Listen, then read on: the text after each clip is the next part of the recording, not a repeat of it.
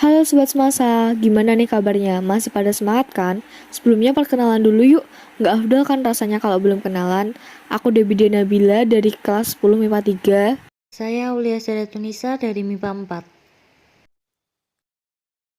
Saya Lintang Dinda Rahman dari IPS 3. Saya Aulia Madani dari MIPA 7. Saya Faiz Akbar Badriansyah dari 10 MIPA 7. Ikuti terus ya.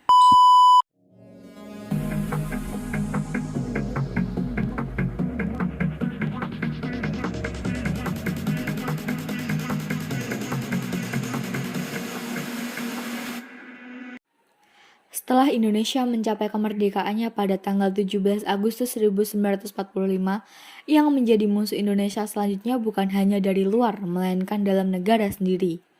Pada masa mengisi dan mempertahankan kemerdekaan ini, dinamika kehidupan politik, ekonomi, sosial, budaya telah mewarnai perjalanan hidup Indonesia.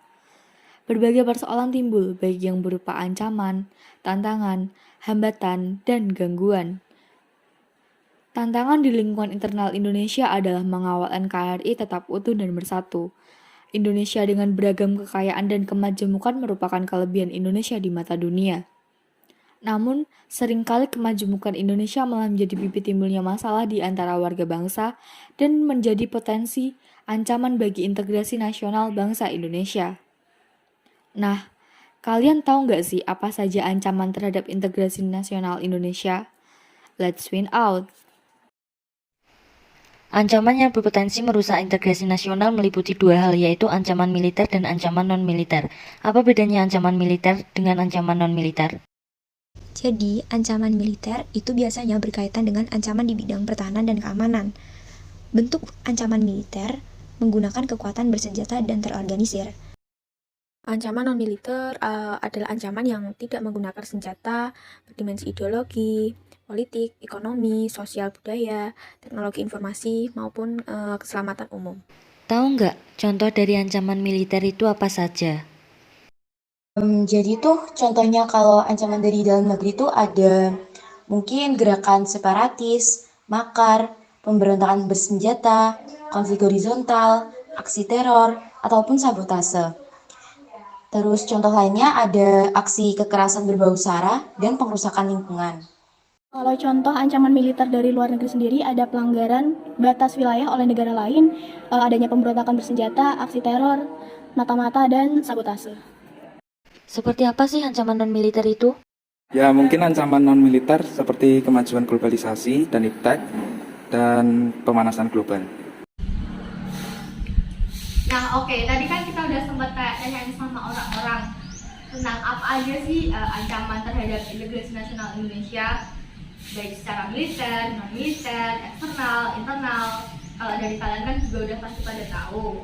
Tapi aku di sini mau nanya nih, menurut pendapat kalian masing-masing dari sudut pandang pribadi, apa sih ancaman yang paling nyata dihadapi oleh Indonesia saat ini? Menurutku sih kemajuan iptek dan pesatnya globalisasi itu sangat berpotensi mengancam integrasi nasional ya. Walaupun hal tersebut banyak banget manfaatnya. Akan tetapi kalau kalian tahu ya, kemajuan iptek itu menimbulkan banyak kejahatan loh. Ternyata tuh kayak kejahatan siber, kejahatan keuangan, dan juga penipuan. Dan lagi ya, arus globalisasi itu sekarang berkembang pesat membuat hal itu mudah banget ya. Kalau hal-hal tersebut jadi dilakukan kan bahaya ya. Contohnya tuh saat sekarang tuh maraknya budaya dari barat yang berkembang di Indonesia. Nah itu, sekarang kan banyak anak muda yang mengagung-agungkan budaya luar, tapi malah bodo amat dengan budayanya sendiri. Nah iya, ketika budaya asing dihina, mereka marah. Sedangkan ketika budaya sendiri diklaim oleh negara lain, mereka bersikap seperti tidak terjadi apa-apa. Itulah pentingnya untuk menghilangkan hal-hal yang masuk ke negara kita. Kita tuh tidak boleh menghilangkan rasa cinta kita kepada negara sendiri. Tapi bukan berarti kita tuh menutup diri dari kemajuan global loh ya.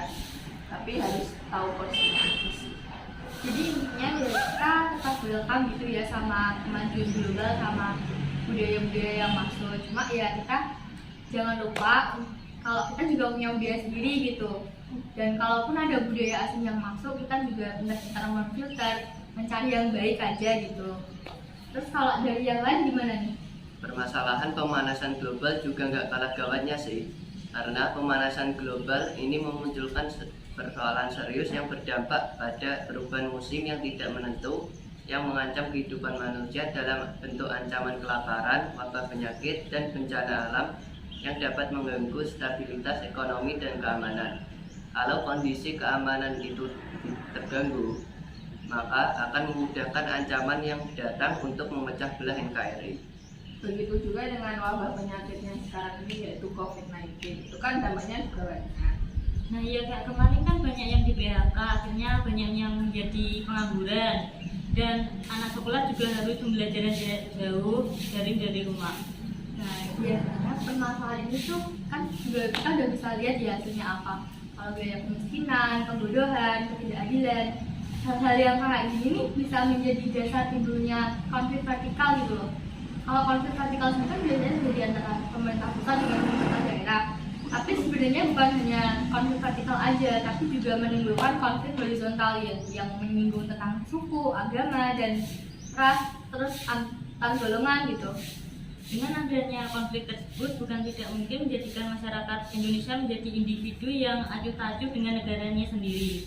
Pelanggaran batas wilayah memiliki dampak yang cukup besar untuk kesatuan NKRI. Nah, masih banyak nih masyarakat Indonesia yang menyepelekan hal tersebut. Seperti contohnya kasus Natuna. Nah, itu kan masih diperebutkan hingga sekarang ya. Masih diperebutkan hingga sekarang. Hal itu dikarenakan ambisi Cina yang ingin menjadikan wilayah tersebut menjadi bagiannya.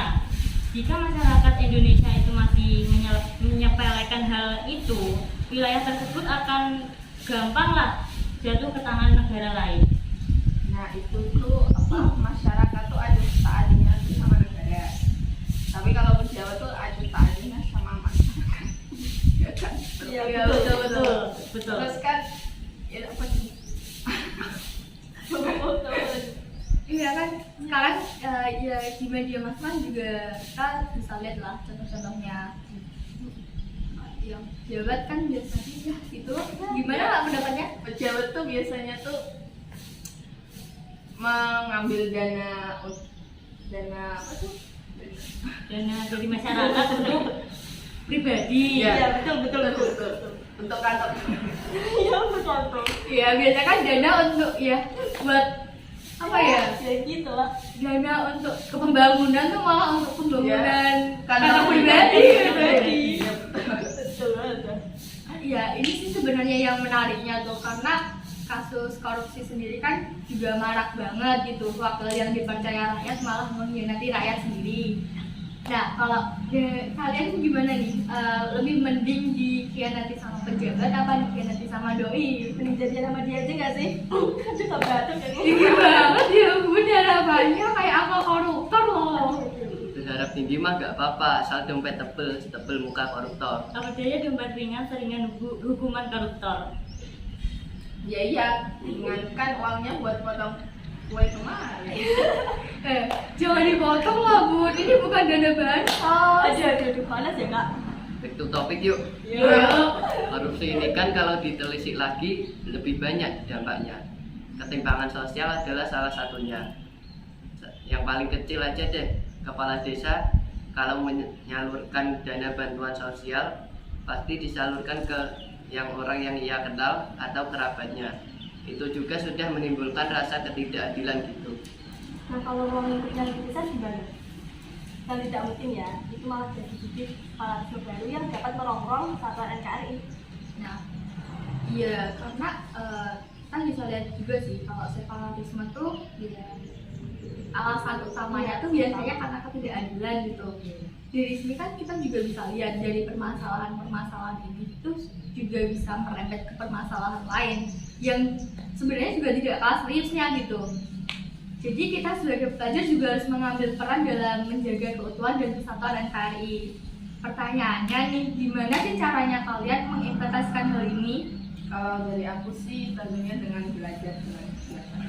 Ikuti organisasi yang bergabung sekarang kayak PMR dan para Lebih menghargai budaya sendiri. Mengisi kemerdekaan dengan hal-hal yang positif. Dan juga berteman tuh jangan membeda-bedakan gitu loh. kita harus saya rukun gitu lah ya. Sebelum kita akhiri, ada pesan nggak buat orang-orang yang menonton di luar sana? Tetap semangat. Jangan menyerah. Ada lagi? Udah. Kayaknya cukup ya diskusi kita kali ini. Ya pokoknya buat kalian di luar sana tetap semangat dan jaga kesehatan. Tetap happy kios. Sampai jumpa. Bye-bye. Subscribe ya. Jangan lupa subscribe, Channelnya comment, Pak Pojok. share, and like video ini.